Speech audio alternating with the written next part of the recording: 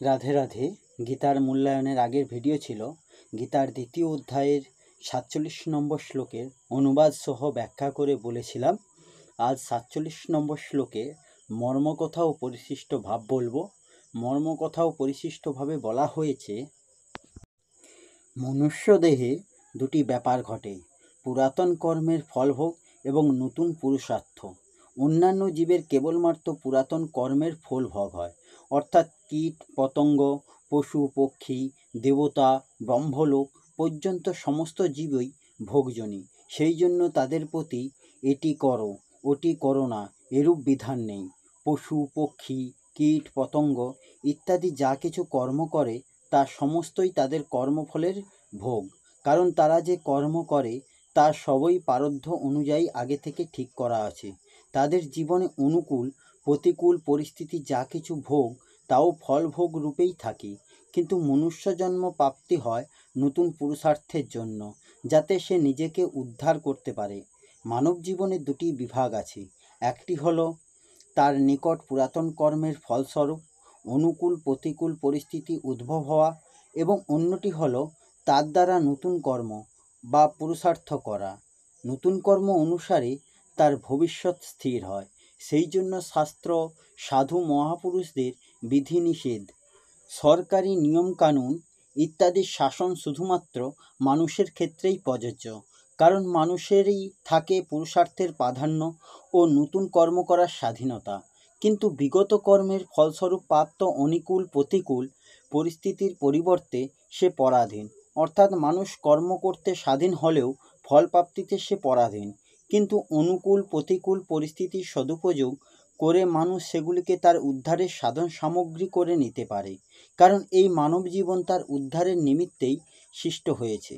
সেই জন্য এর নতুন পুরুষার্থ উদ্ধারের জন্য এবং পুরনো কর্মের ফলস্বরূপ প্রাপ্ত পরিস্থিতি উদ্ধারের জন্যই সৃষ্ট।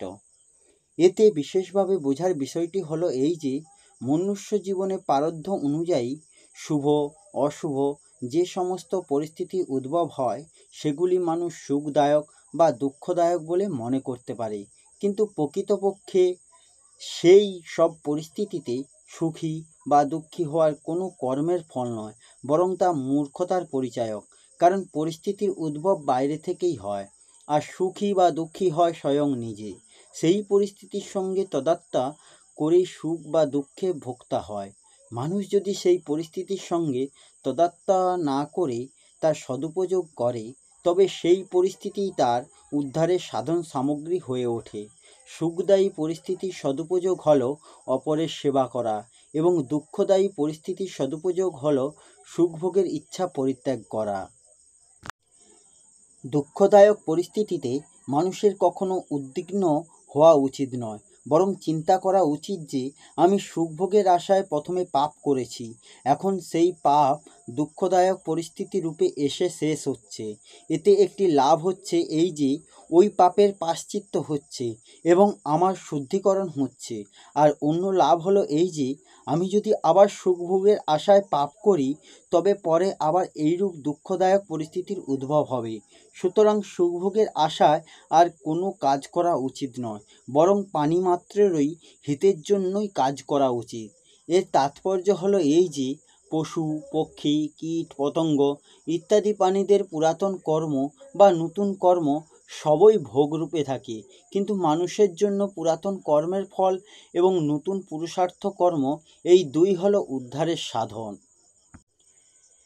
নিষ্কাম হওয়ার উপায়, কামনা থেকে উৎপন্ন হলে অভাব বোধ হয়, কামনা পূর্ণ হলে পরাধীনতা এবং পূর্ণতা না হলে দুঃখ হয়, আবার কামনা পূর্তির সুখ পেলে নতুন কামনা জাগ্রত হয় এবং সকামভাবে নতুন নতুন কর্ম করার আগ্রহ বাড়তেই থাকে।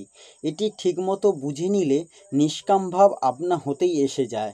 দুই হচ্ছে কর্ম নিত্য নয়, কারণ তার আরম্ভ ও শেষ আছে, এবং ওই সব কর্মের ফলও নিত্য নয়, কারণ সেগুলিও সংযোগ ও বিয়োগ হয়, কিন্তু স্বরূপ নিত্য। অনিত্য কর্ম এবং কর্মফলের নিত্য স্বরূপে কোনো প্রকার লাভ হয় না। এটি ঠিকভাবে বুঝলে নিষ্কাম ভাব আছে।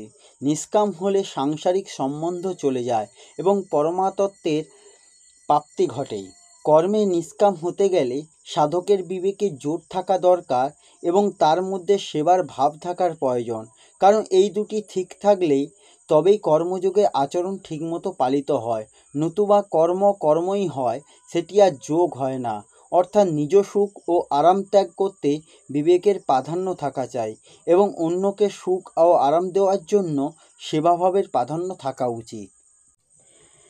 কর্মরহিত হলে আমার লৌকিক লাভ হবে, জগতে আমার খ্যাতি হবে ইত্যাদি কোনো সাংসারিক প্রয়োজন বোধ থাকা উচিত নয়, এবং সমাধি হলে আধ্যাত্মিক তত্ত্বে আমার স্থিতি হবে ইত্যাদি কোনোরূপ পরমার্থিক প্রয়োজন বোধও থাকা উচিত নয়। অর্থাৎ কর্ম না করলে সাংসারিক এবং পারমার্থিক উন্নতি হবে, এটিও কর্মরহিত হওয়ার আসক্তি, কারণ প্রকৃত তত্ত্ব কর্ম করা বা না করার অতীত।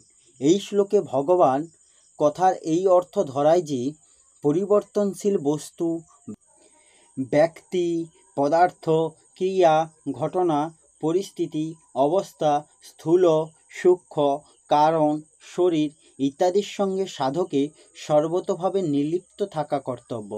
এই শ্লোকে 4টি পংক্তিতে 4টি কথা বলা হয়েছে। প্রথম হলো কর্ম করাতেই তোমার অধিকার, দ্বিতীয় হলো ফলে তোমার কোনো অধিকার নেই, তৃতীয় হলো তুমি কর্মফলের হেতু হয়ো না, এবং চতুর্থ হলো কর্মরহিত হওয়াতেও যেন তোমার আসক্তি না হয়। এর প্রথম এবং চতুর্থ পংক্তিতে অর্থ এক এবং দ্বিতীয় ও তৃতীয় পংক্তির অর্থ এক। প্রথম পংক্তিতে কর্ম করার অধিকারের কথা বলা হয়েছে, আর চতুর্থ পংক্তিতে কর্মরহিত হওয়ার আসক্তি যেন না আসে তাই নিষেধ করা হয়েছে। দ্বিতীয় পংক্তিতে ফলের আশা করতে বারণ করা হয়েছে এবং তৃতীয় পংক্তিতে ফলের হেতু হতে নিষেধ করা হয়েছে। এর তাৎপর্য হলো এই যে অকর্মণ্যতাতে রুচি হলে প্রমাদ, অলস্য ইত্যাদি তামসবৃত্তির সঙ্গে তোমার সম্বন্ধ স্থাপিত হবে।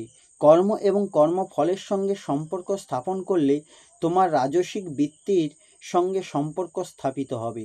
প্রমাদ, আলস্য, কর্মফল ইত্যাদির সঙ্গে সম্পর্ক না থাকলে যে বিবেকগত সুখের অনুভূতি হয়, প্রকাশ পাওয়া যায়, জ্ঞান আরোহণ করা যায়, সেগুলির সঙ্গে সম্বন্ধ স্থাপিত হয়ে সাত্ত্বিক বৃত্তির সঙ্গে সম্পর্ক যোগ হয়। এগুলির সঙ্গে সম্পর্ক স্থাপিত হওয়াই জন্ম মৃত্যুর কারণ। সুতরাং সাধক কর্ম ও কর্মফল এবং এগুলি ত্যাগের যে সুখ, এগুলি কোনোটির সঙ্গেই সম্পর্ক স্থাপন যেন না করে বা এগুলির প্রতি অনুরাগ বা আসক্তি না করে। কর্ম করেও এগুলির সঙ্গে সম্পর্ক না রাখাকেই বলা হয় কর্মযোগ। এই শ্লোকের পরিশিষ্টভাবে বলা হয়েছে, কর্মের দুটি বিভাগ আছে, কর্ম বিভাগ এবং ফল বিভাগ।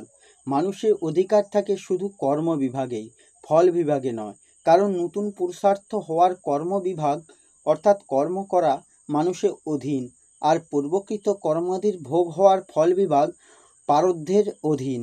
কর্মযোগের দৃষ্টিতে দেখলে বোঝা যায় যে মানুষ যে সাধন সামগ্রী লাভ করেছে তা হলো প্রারব্ধজনিত, এবং তার সদ্ব্যবহার করা অর্থাৎ সেগুলি নিজের মনে না করে অপরের বলে মনে করে অপরের সেবায় নিয়োগ করাই হলো পুরুষার্থ।